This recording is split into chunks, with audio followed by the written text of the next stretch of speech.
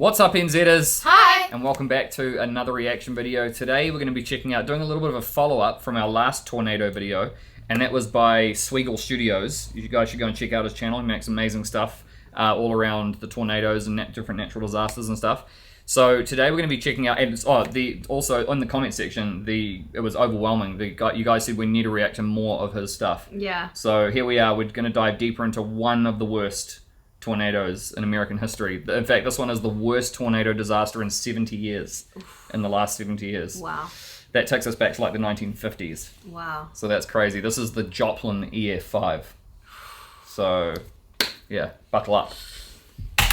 Imagine hanging out with friends and family at a graduation party on a warm day in late spring. Jamie and his family were doing just that in Joplin, Missouri on May 22nd, 2011. Everything was going well. The conversation was light, the sun was shining, but suddenly the group noticed extremely dark skies to the west. At first they weren't too worried. It was springtime and afternoon thunderstorms were quite common in southern Missouri, but the darkness continued to get closer and closer and closer. The birds went silent, and the wind began to pick up. Oh, wow. Jamie grabbed an old camera and began filming the eerie scene. How can that happen on a sunny so day? Fast. Oh, there's a hail. There's a hail. But the sky continued to get darker and darker, and the winds got even stronger.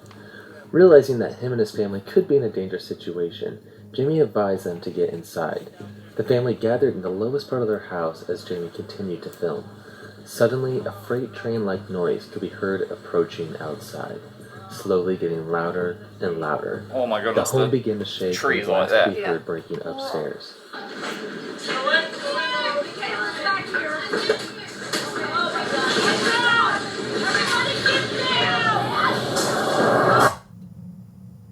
But the family stayed calm, stayed low, and as quickly as it started, it was over. Jamie and his family had just encountered a mile-wide EF5 tornado.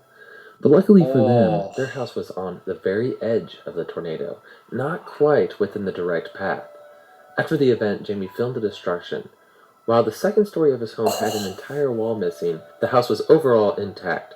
However, they were lucky, as the same could not be said about their next-door neighbors. The neighbor's house right across the street had been completely destroyed. In fact, it was one of over 7,000 houses that were destroyed in Joplin, Missouri on that Sunday. Every year, the U.S. sees about 1,300 tornadoes on average. Most of these twisters, about 80%, are very weak. Violent tornadoes, EF2 through EF4, make up about 19% of all tornadoes. But they're not the worst type of tornado. That goes to the ultra-rare, ultra-dangerous EF5, the strongest tornado possible.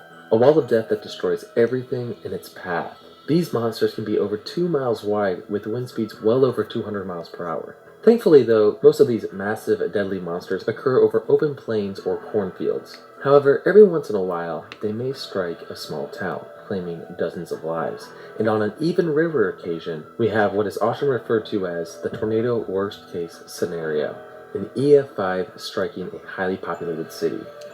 There are only a handful of incidents, but the worst in recent memory is the May 22nd, 2011 Joplin, Missouri EF5. Today we are doing an in-depth, detailed video about the event.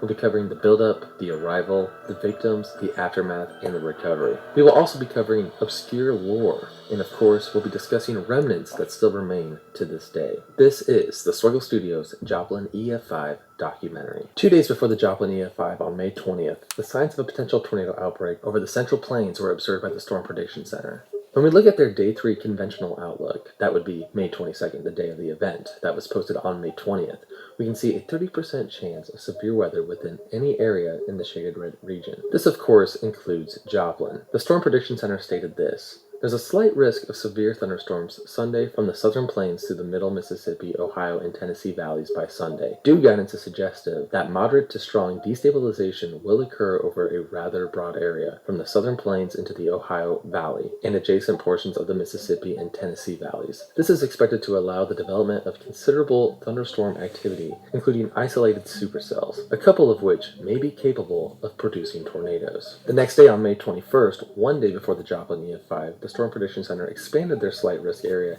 and this time they noticed the first signs of a potentially dangerous situation in southern Missouri. The Storm Prediction Center stated this: an axis of stronger destabilization ahead of a weak southward trailing surface front into the lower Missouri Valley and ahead of a dry line across the southeastern plains is expected to be the focus for highly severe probabilities Sunday. However, the Storm Prediction Center predicted a greater tornadic threat further north in eastern Iowa, Illinois, and southern Wisconsin. Finally, on the morning of May 22nd, the day of the Joplin tornado, the Storm Prediction Center issued this: a probabilistic tornado graphic showing a 5% chance of a significant tornado throughout the central U.S. Joplin was right in the center. But this was only the beginning. Just a few hours later, the Storm Prediction Center upgraded the tornado probability map, increasing the probability to 10%, with Joplin still near the center. Still, the main tornado threat seemed to be up near Illinois. In fact, the Storm Prediction Center believed the main threat to Joplin and southern Missouri was hail. But hail wouldn't be the main threat. Early in the afternoon on May 22nd, several isolated supercells began to erupt over Oklahoma and Kansas. The National Weather Service issued a tornado watch at 1:30 p.m. that included a swath of counties in Oklahoma, Kansas, and Missouri. This included Jasper County and Joplin. At this time in Joplin, it was graduation Sunday, a time of celebration for the class of 2011. Many had extended family who had traveled from far away to Joplin for the commencement and graduation so there's even more parties. people in town. Anyone in the early afternoon in Joplin who was either driving or near radio likely heard the dreaded EAS alert as a tornado watch had been issued for their area. This was likely the very first time anyone in Joplin knew they were under any sort of threat. But again, it was tornado season. Tornado watches are not that uncommon in southern Missouri, so it's likely that most didn't pay much attention. As the afternoon rolled on, several more supercells erupted over Oklahoma, and they were moving northeast towards southern Missouri. Finally, around 5 p.m., one particular supercell to the west was rapidly strengthening. The skies to the west were getting increasingly darker, and the residents of Joplin began to take notice. The National Weather Service saw signs of rotation within the supercell and issued the very first tornado warning for northeastern Joplin and the surrounding area at 5:09 p.m. Around this time, the civil defense sirens were activated for approximately 3 minutes, and an NBC affiliate station located within Joplin began live coverage of the reported tornado rotation. We are continuing to see where now the National Weather Service is reporting that it may possibly be just a funnel cloud, not an actual tornado on the ground. They are working very rapidly to try and confirm anything that they can at this point in time. Normally, we would try and take a look outside with our weather camera. However, it is just so rain-socked at this point in time, we really can't see. Oh, there, wow, look at that shot. Yep, there's a look to the northwest of us. Wow. We are in western Joplin, so that's looking to the northwest, as we mentioned before. At this time, the Weather Channel also began live coverage of the tornado warning over the Kansas-Missouri border. For the southeast corner of Kansas, this has produced a funnel cloud. We're getting reports of that now. Baseball and softball-sized hail. And our great tornado hunt team out in this area this afternoon. Danielle? The Weather Channel's own legendary meteorologist, Mike Bettis, was actually located just outside of Joplin tracking the storm. Yeah, we're right on that storm that you were just mentioning there as we work our way over the state line from Kansas into Missouri near Joplin. Tons of rain, a lot of hail. We had some golf ball sized hail that we've been pelted with as we try to race eastbound now to get ahead of it and then dive south. A lot of rotation that we noticed that a rotating wall cloud had passed over us near Columbus, Kansas. At 5:17, another tornado warning was issued, this time including the entire city of Joplin. After this warning, the sirens did not go off right away. 17 minutes later, at approximately 5:34, the initial phases of the tornado formed near West 32nd Street in southwestern Joplin. Several storm spotters in the area discovered that the tornado had a dangerous multi-vortex structure, almost like several tentacles dropping beneath the cloud base, similar to the dead man walking appearance of the 1997 Gerald F5. Ryan Carr happened to be driving when he captured the initial tornado formation on camera. He pulled over and began filming. I don't know if it's going to touch. Oh, there it is. There it is. There it is. Oh. I don't know if you saw that. Where?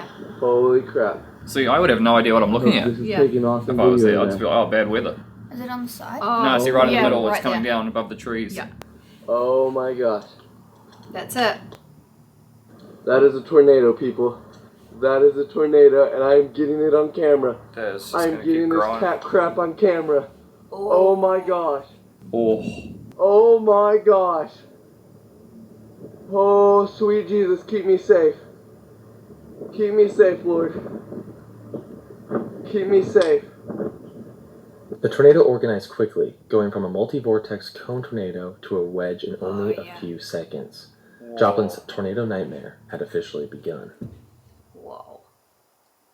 Oh my God. While still in its initial weak phases, the tornado yeah. did cause damage along West 32nd Street. Population. Mobile homes were destroyed and the tops of trees were blown off. The very first signs of damage can be seen via Google Earth. The satellite imagery shows One a few direction downed it didn't trees need to hit just it. south of 32nd Street. You can also see the sporadic nature of the multi-vortices creating strange looping patterns in the forest. The first victims of the tornado can be seen on South Ashwood Avenue and other subdivisions nearby.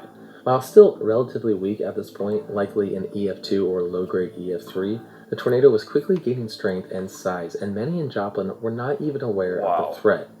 It had been nearly 25 minutes since the tornado sirens last sounded, so many in Joplin had already left their shelters and returned to whatever they were doing. Now when it comes to cliche tornadoes, we tend to think of picturesque cones that can easily be observed from a distance.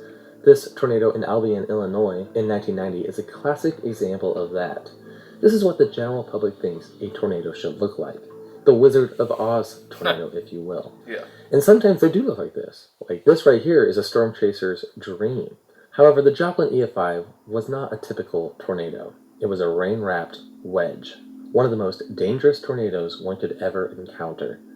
Night or nocturnal tornadoes are incredibly deadly because you simply cannot see them. Well, the same can be said about rain-wrapped tornadoes. They almost just look like a dark cloud on the ground. This is the only sign of a tornado the people in Joplin observe. And honestly, if you don't know what you're looking for, this just looks like a terrible rainstorm. The hidden tornado continued to move to the east, increasing in size and strength, destroying homes in its path. At 5:38, 4 minutes after the tornado had formed, the city of Joplin finally activated the sirens once more. Around this time, the NBC affiliate went live again. Could reach Europe by cheap. From the KSN Storm Center, this is a They interrupted a volcanic eruption to show this. Good evening. We've got some information on this storm. Let's go ahead and go to the Freeman First Alert Doppler radar. Galena is reporting, trained weather spotters in Galena are reporting now sightings of funnel clouds. Caitlin, you were telling me about that just a moment ago. Now, this coverage by KSN is very interesting to watch and is honestly one of the most frightening pieces of tornado live coverage that I've ever seen. During the live coverage, when they switch over to the tower cam, you can actually see the tornado shrouded by rain. But it is hidden. It's hard to notice, especially if you're not really looking for it. But there it is, a killer behind a veil of rain. Take a look at the reactions from the meteorologists covering the event. At first, they don't quite see the tornado, but when they finally notice it, it shocks them. But we do have National Weather Service personnel stating that Galena has a public report of a funnel cloud. Public report meaning that one of their transponders hasn't seen it, but there's our tower cam. That would appear to be a power flash. That could be from a lightning strike, but that is the portion of the storm that we have been concerned with. Yeah. Tornado sirens once again. Tornado sirens once again going off in Joplin. Oh, wow. Those are definitely power flashes that we are seeing on the ground. We are continuing to follow this at this point in time. Caitlin, I'm going to let you take over for a minute. Yeah, you're right. Right now it does look like there is a tornado on the ground in the southern portions of Joplin, just to the south of our station here. It is taking out those power lines. You can see those flashes on there. Everybody, if you live in southern Jasper, northern Newton, take cover. Yes, please. Right now. Please, I'm telling you to take cover. Oh, they're starting to right panic. now. But you can definitely hear the panic in their voices. Remember, there was only a small likelihood for tornadoes. Most experts, including the meteorologists shown here, were not expecting a massive wedge tornado, especially one that formed out of nowhere. Continue to take cover from this storm. We can see that tornado on the ground from our tower cam. We are continuing to track that. In this point of the coverage, you can really understand what a rain-wrapped tornado looks like. I mean, look at that. You can't see anything. It's a dangerous, dangerous situation at this point in time. Meanwhile, the commencement address for the Joplin class of 2011 had recently concluded. One member of the class was 18-year-old aspiring YouTuber Will Norton. Will was a charismatic and popular student at Joplin High School, personality traits that can easily be seen on his YouTube channel. After the graduation ceremony, Will Norton was driving home with his father, Mark Norton, in their Hummer SUV. They were only a few minutes behind his Aunt Tracy and his sister, Sarah. At this point, the tornado was at about an EF3 strength, crossing near Iron Gates Road. Once Tracy and Sarah made it back to their house, they could hear the tornado sirens wail across the city, and they noticed just how grim the western sky looked. But they couldn't see the tornado as it was indeed rain-wrapped. Sarah was understandably worried about her brother and her father, Mark. Around this time, she received a call from Mark asking her to open the garage door. Only a few moments later, Sarah could hear chaotic sounds coming from her phone. Sarah stated this: "He was telling my brother, 'Pull over, pull over.' I heard the tornado whipping them around. I had a feeling that they were flipping around in the air. It was just really scary." Will and his father Mark were heading down South Shefferdecker Avenue approximately here when the tornado struck their vehicle, flipping it into the ditch. Will's seatbelt ripped and he was sucked from the seat through the sunroof. Mark remained in the vehicle but was severely injured. After the tornado had passed, Mark was taken to a nearby hospital and gave details on what happened. Will, however, was nowhere to be found.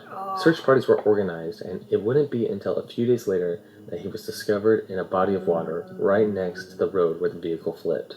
This body of water right here. It is believed that Will Norton was the first victim of the Joplin EF5. This photo of Will with his diploma was taken only an hour before he passed away. Will may have been the first fatality in the disaster, but unfortunately, he wouldn't nearly be the last. The tornado continued to head east through Joplin, turning to several more neighborhoods. The next victims of the tornado would be Glenn and Lori Holland on South Oliver Avenue. Glenn was an avid shotgun shooter who was very well known within the community. He would often post on shotgun forums. He was also an Air Force veteran. Just to the east of the Holland house was the Joplin Elk Lodge. Within the Elk Lodge, 4 additional fatalities occurred. After the event, several other Elk Lodges within the area traveled to Missouri to help clean up the destruction and rebuild. But just to the east of the Elk Lodge was the St. John's Medical Center, a large hospital, and the tornado was heading straight towards it. The staff at St. John's had been alerted of the approaching threat. Nurse Kevin Kepley was on the 7th and top floor of the St. John's Medical Center as the tornado hit. Kepley stated this: "It was like it was midnight," he said. "So we started taking cover and the windows busted and debris was flying. There were 9 of us in a 2x2 room with the patient trying to keep him safe." Hospital security footage shows the dramatic impact the tornado had inside the hospital.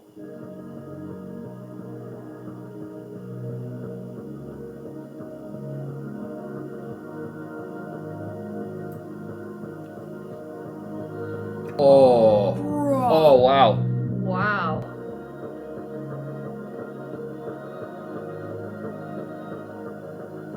Gone. Everything's just gone. Oh my goodness. In like a split second. And inside a big building. Wow.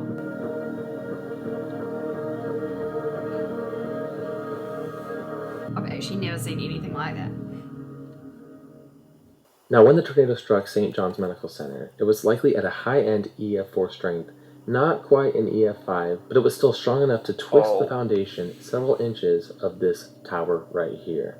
There were about 200 people inside the hospital at the time of the tornado, and 5 from within the building would lose their lives. The 5 fatalities were all caused by their ventilators deactivating due to a power failure. Since the hospital had been destroyed, and you obviously need a hospital in a tragic natural disaster, a makeshift tent hospital was installed right here to the east after the tornado. That is the worst. Since most of the victims of the tornado would need to be airlifted to other surrounding hospitals, 2 helipads were quickly installed near the tent. These helipads eventually were abandoned and still remain a remnant from the disaster to this day.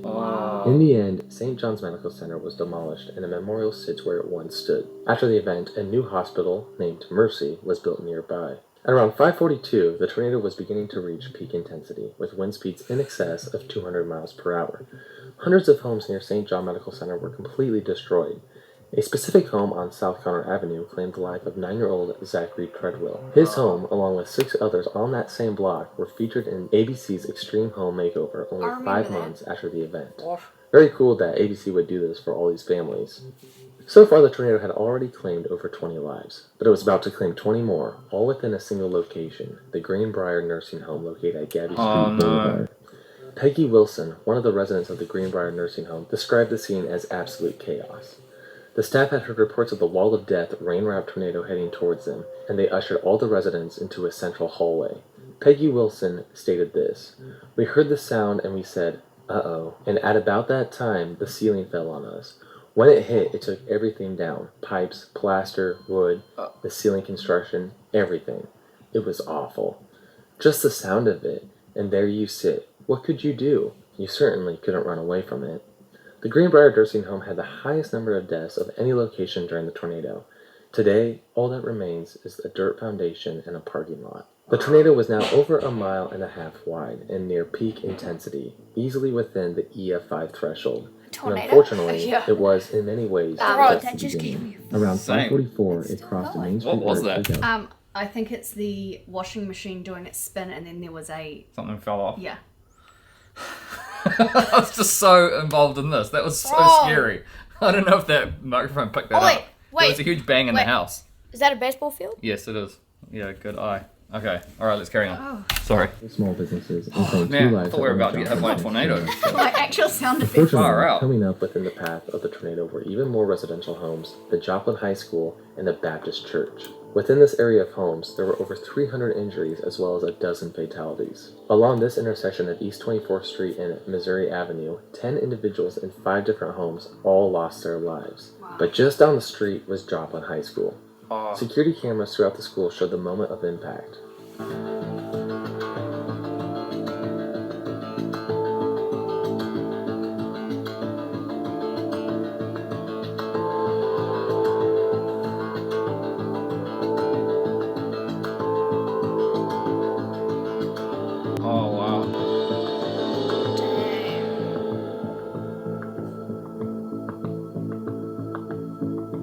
I'm guessing the chairs and tables were bolted into the ground. Yeah. Yeah. I saw like the end. Oh, not anymore. There they go.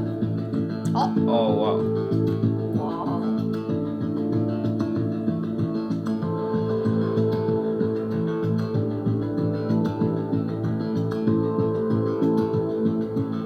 Oh, wow. I thought it was violent before. Oh, wow. Bruh.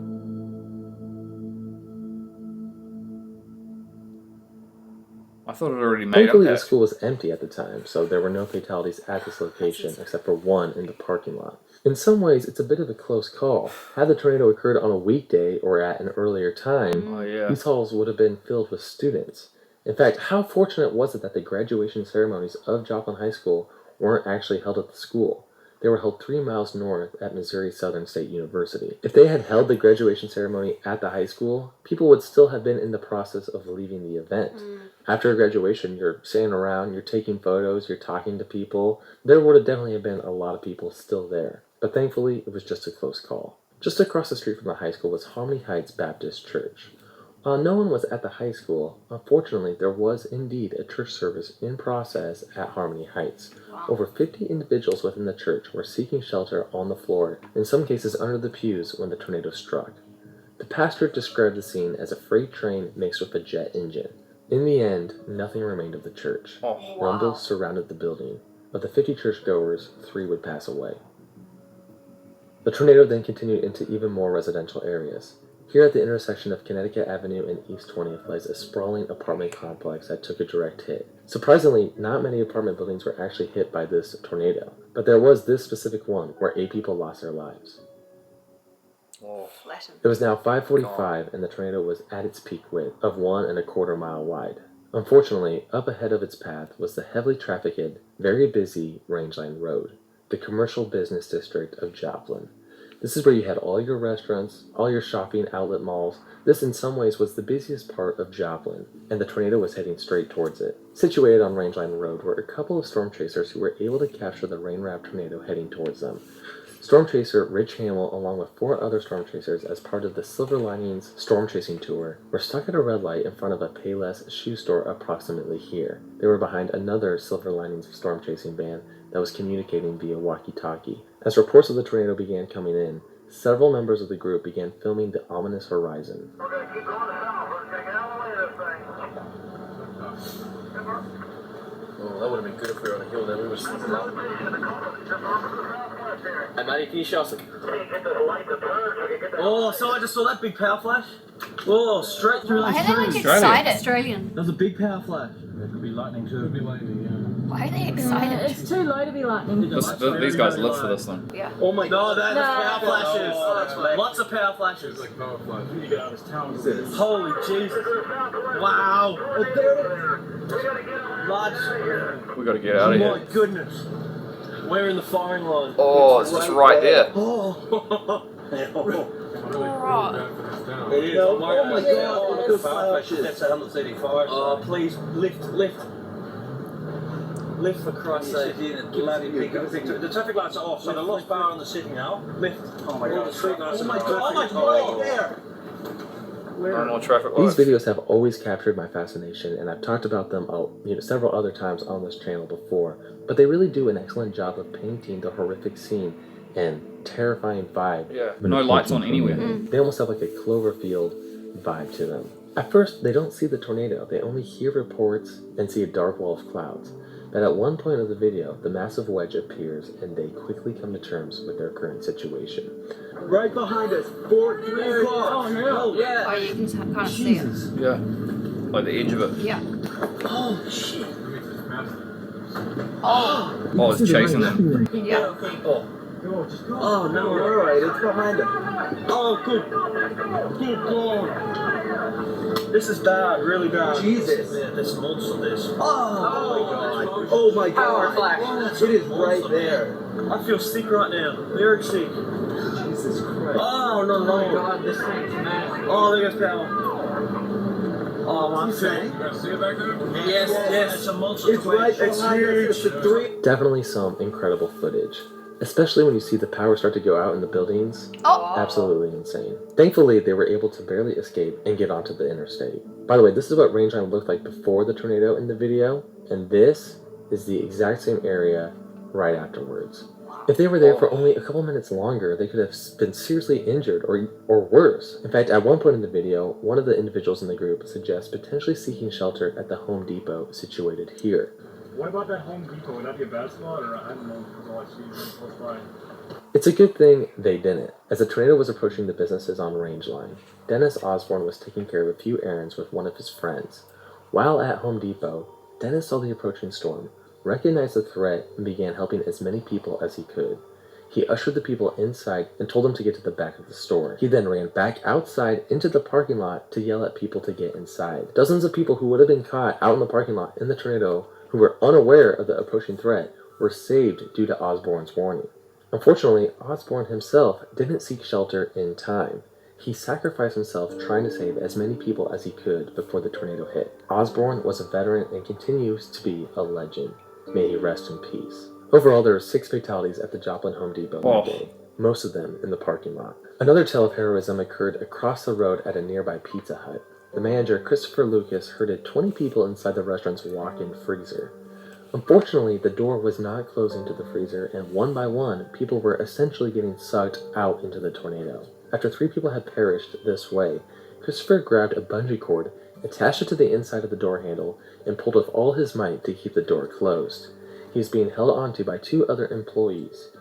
Unfortunately, the tornado was too strong, and Christopher also got sucked into the tornado and perished. But his heroic action and his sacrifice for being the closest to the freezer door will never be forgotten by those 16 others who survived inside the freezer.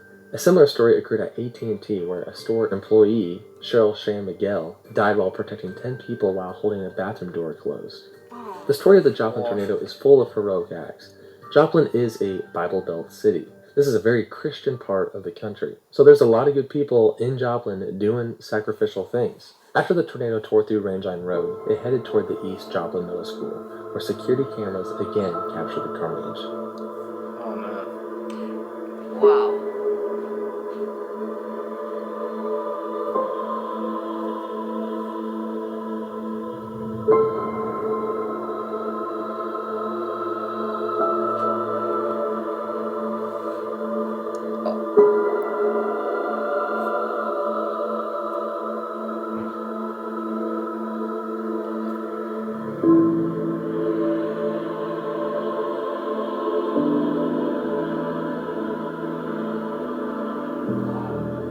There was some good news though. The tornado was There is finally no beginning surviving to that. but it still continued to tear through many residential areas, claiming more lives in the process. At this point, it started shifting to the right to the southeast towards Interstate 44 injuries. In fact, nobody, at least that I could find, died on the interstate during the event. After passing over the interstate, the tornado began to weaken rapidly, all the way down to an EF5. It tracked for a while over the countryside, but dissipated shortly after. The Joplin tornado nightmare was finally over. If there's one word to describe the residents of Joplin's reaction shortly after the tornado, that word is disbelief. They thought they were just going to encounter another typical afternoon thunderstorm. But no, their lives and their city would never be the same. One of the best reaction videos I could find shortly after the tornado comes from a video posted by Phaedra driving down Rangeline Road just after the event. She has local news on the radio, so we can also hear the media's immediate reaction, and she's actually driving the opposite direction of the Silver Linings tour. Unbelievable scenario. Joplin has taken a direct hit from a tornado, and it appears the damage is unbelievable. The scope of the tornado is still unknown at this point, but we continue to monitor the situation and continue to try to get reports as fast as we possibly can. But once again, Rangeline Road, complete devastation.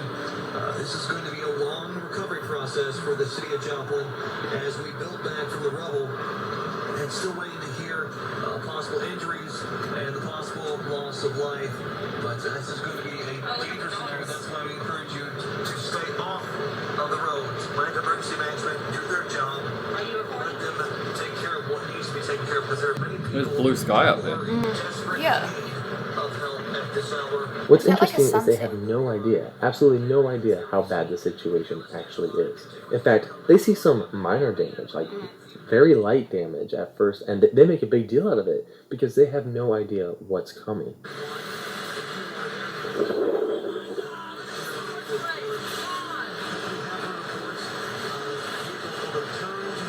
That was concrete ripped up. Wow. There.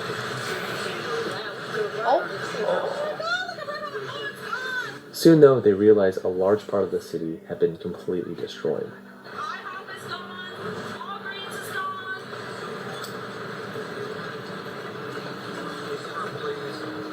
That's we were driving into it. We couldn't even see anything because it was so bad. Look over here. Look.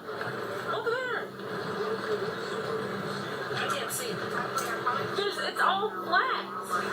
Well, imagine there was a car dealership. Oh yeah, everything just looking out. Yeah, that's flat. Completely flattened.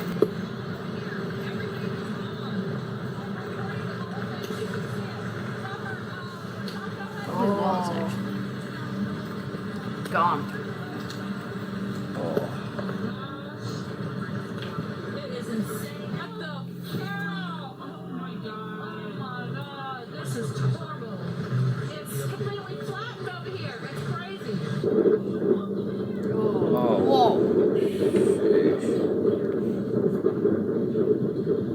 The Joplin tornado quickly went from local news to statewide news, all the way to national news, all within a few hours. Tower and St. John's all being hit. This is a major situation. We're going to... Devastation in Joplin, Missouri on an almost unimaginable scale. Homes obliterated. Cars piled up like toys. Bay Nixon has sent a search and rescue team to Joplin, where a tornado killed at least 89 people last night. Jennifer... Every major news station sent journalists out to cover the damage. Now, since Mike Bettis happened to already be in the area during the tornado, the Weather Channel was extremely quick to go live and cover the event. Mike Bettis was located near St. John's Medical Center and, for obvious reasons, was incredibly choked up after the event. Yeah, when you see what's happened here, Paul, I mean, take a look. I mean, it's everything. It's just completely demolished. I mean, homes are destroyed, and families' lives have been turned upside down at this point. And people are just looking for their loved ones. They're looking for family members. If you take a look here at this neighborhood, all I can say is it looks very reminiscent of what we saw last month in, excuse me, in Tuscaloosa. Mike, are you all right? You're seeing some just terrible things, I'm sure, and I know you were there just moments after the tornado hit. Now remember, the 2011 super outbreak so from less than a month ago heartbreaking. was still on the minds of many. That was a tragic event that claimed over 360 lives. In fact, just a couple days before the Joplin tornado, Reed Timmer himself was discussing the Dixie Alley super outbreak with Jay Leno on The Tonight Show. In the end, 75% of the city was affected in some way, with 25% being completely destroyed. 8,000 homes were damaged, with about half of them being completely destroyed. About 500 commercial buildings were destroyed as well. Overall, the cost of the tornado was $2.8 billion. about 3.8 billion in 2025. Overall, there were 158 direct fatalities, making it the deadliest tornado event since the Woodward, Oklahoma F5 in 1947, which had 181 deaths. On top of the 158 direct fatalities, there were several indirect fatalities. A lightning strike claimed the life of a man shortly after the tornado, and in the weeks after the event, 18 people suffered from a fungal infection known as mucormycosis. This specific type of fungus can be found in the soil, and it spreads in the air as little spores. So people, they were in a destroyed wasteland. Dirt was everywhere. There was no sanitation systems installed. They had all been destroyed. So people were at risk of catching this rare fungal disease. They could have either breathed it in, or if they had open wounds, that soil could have gotten into that open wound. In the end, 5 people would lose their life in Joplin from this fungal infection. Following the disaster, Governor Jay Nixon declared a state of emergency for the city of Joplin and the surrounding areas. Missouri National Guard troops entered the city and began helping out with recovery and cleanup. One interesting piece of lore were the 2 elephants that were used to help remove debris during cleanup. A circus was scheduled to take place in Joplin that next week, and obviously they had to cancel, but they still wanted to help out in some way. So they used the 2 elephants to remove debris. Grass and cars. Oh my goodness, what a mess they had to clean up. There were actually people out there protesting the circus, saying you shouldn't be using the elephants for that. But then I think there were more people there saying we need all the help we can get, and they're trained. Wow. Elephant says, very smart. pull that thing. Look at that. It's so strong. President Obama visited Joplin and met with the survivors. In fact, 1 year later, in May of 2012, Obama gave the commencement address at the Joplin Class of 2012 graduation ceremony. Now, I'm not a political channel at all, but no matter your politics, I highly recommend listening to this commencement address. It's very well done and it's very moving. The butterfly has become a bit of a symbol for the city of Joplin. If you visit, you will see butterfly sculptures all over the place. And of course, this wouldn't be a proper Joplin documentary without mentioning the mythical butterfly angels. Many survivors of the tornado claim to have witnessed strange butterfly alien angel figures who either rescued various individuals in some way or ushered their souls up into heaven. In this damaged building, Emily says she felt a calming presence. I remember on the shoulder, a hand touched me like right here, and they told me everything was going to be okay. It's actually really weird, but ever since then, I'll be walking outside and a butterfly will come and land on me. Actually land on you? Yeah. Now, a lot of these stories come specifically from children. In fact, apparently it was pretty common after the event for children in Joplin to draw these strange creatures at school or at home. Pretty weird. Wow. Now, obviously the situation was incredibly traumatic, especially for a child, so who knows exactly what kind of tricks a mind can play on someone who is going through something like that. But still an interesting piece of lore. Let me know your thoughts on these strange sightings. Well, that concludes the story of the infamous and horrific 2011 Joplin EF5 tornado. A truly worst-case tornado scenario, and one that we hopefully will not see for a long time. Thank you so much for watching, and we'll see you next time. Oh my goodness. Okay, well that was some emotions I That wasn't was quite so prepared. unbelievably shocking. I actually was like tearing up. Yeah, that was like pure. It was just speechless. Yeah. I got like almost no words for that. I'd like seeing those security camera footage was like so unnerving. I think we because we see tornadoes and stuff in movies, like briefly, but to see like real footage. Yeah. Is actually because you think they only really exist in the movies, but then you actually see firsthand. Yeah. So for us, they only exist in the movies. Even in the movies, they didn't even look that bad. No, I know. Even it's like but, oh my seeing goodness. like the real footage and the people and being like so close to survival. Open the garage door and then don't make it. Yeah. And the thing that gets me is just how fast it goes from backyard barbecue in the sun to complete destruction. Yeah. And nobody seems to know it's coming. I know, and like they were saying, is that the alarms went off, but it was a false alarm, and so everybody came back outside, and they didn't raise the alarm again until like well into it. Yeah. Well, that was another just like one of those things where it was just a bad series of events. Yeah. Which Worst led case to scenario. led to everybody being unprepared. Can we talk about the fungi that happened afterwards? man. That kind of terrifies me. Imagine like being like, oh, I survived the tornado. Nope, there's a fungus in the air I died from. Yeah. No, but that reminds me of the 9/11. Like heaps of people died from like cancers and stuff like that from all the dust that they inhaled, like the asbestos. And and everything like that. Yeah, a huge amount of health problems even for the people that survived. How can you mitigate that. Even on like Yeah. the Google Maps, you can see the exact like path that it took. Yeah. Yeah, that was crazy. Apparently, this from what I've heard, there's still damage even to this day. Like like a path of like stuff that hasn't been built back. So. And we're gonna be in Joplin. We can drive through and see.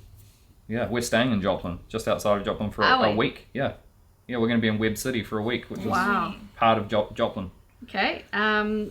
Yeah. Well, don't want to hear any tornado sirens, please. I know. No, we're going to be there in winter. We should be fine. It might just be freezing. All right, guys, so that brings us to the end of our Joplin EF5 documentary reaction. That was absolutely insane. Let us know down in the comments if you were affected by this in any way or if you know somebody who was there on that day. I've already read a few comments, especially on the last one, that said that you guys were involved with this one, and it was like heartbreaking because I just couldn't imagine going through anything like that. I know. We just get absolutely nothing like that here. But like I said, if I was sitting there, I wouldn't be like, oh, look, a tornado's about to form. I'd just be like, oh, man, that's a bad thunderstorm. Yeah, it didn't look like a tornado. I have no idea Yeah, I know. that a tornado is on its way because we just don't see that. The Australian storm chasers. Oh, yeah, true. Yeah. Yeah. And even they were horrified. Yeah. even if you like hear the tornado siren, wouldn't you just like leave? Yeah, or They you, say you don't don't leave. have time to leave. On the warning on the news channel, it said don't ever try to outrun a tornado in a vehicle. Yeah, you've got to go underground. Yeah. You've got to just... Because I'm guessing if you start going crazy, then your risk of crashing is also really high as well. Yeah, or you just get swept up in a car. Yeah. So I guess, and also it doesn't sound like there's enough time. It goes from it changes like within minutes. Yeah, and it just like that. Yeah. It starts like that and then it's over like that. As soon as it left the town, it like dissipated. Yeah. That was crazy. That's wild, eh? Anyway, guys, smash the like button and what else? Subscribe, Patreon down in the description box below. And we love you guys, and we'll see you in the next one. Bye.